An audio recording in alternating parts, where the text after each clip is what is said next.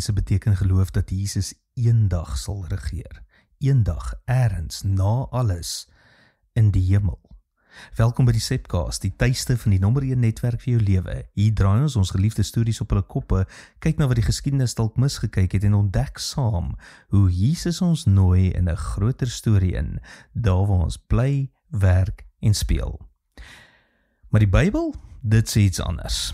Jesus regeer nou, nie eendag nie, vandag. Wanneer Paulus in Filippense 2 vers 9 tot 11 sê, elke knie sal buig, en ons ken dit, hier is 'n geliefde versie, bedoel hy nie 'n toekomstige gedwonge buiging nie, maar 'n huidige openbaring. Jy moet mooi hoor, dat Jesus reeds die Here is, die ware koning oor hemel en aarde, nie Caesar nie, nie geld nie, nie mag nie, nie vrees nie, Jesus alleen. Dis wat sola Christus beteken, nie net Christus alleen red nie, maar Christus alleen regeer, nie 'n godsdienstige lese nie, maar 'n politieke waarheid wat alles verander. In die eerste eeu was hierdie belydenis gevaarlik. Om te sê Jesus is Here, was om te sê Caesar is nie. Dis waarom Christene nie net geglo het nie, hulle het anders geleef, hulle het geleer dat lojaliteit aan die koning van liefde belangriker is as lojaliteit aan enige aardse mag.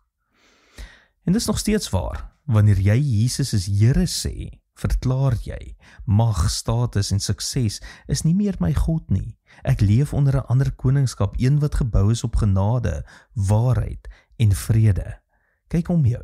Die wêreld is vol klein koninkryke, politieke, ekonomiese, selfs persoonlike koninkryke.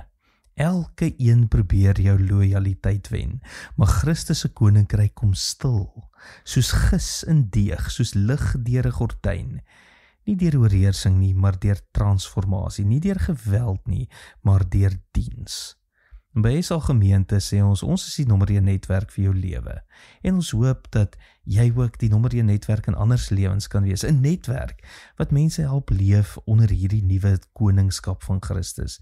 Nie net kerk op 'n Sondag nie, maar 'n manier van lewe maandag tot Saterdag. Elke gesprek, elke werk, elke keuse word 'n klein daad van lojaliteit aan die ware koning. Want as Christus nou regeer, dan is elke dag heilig.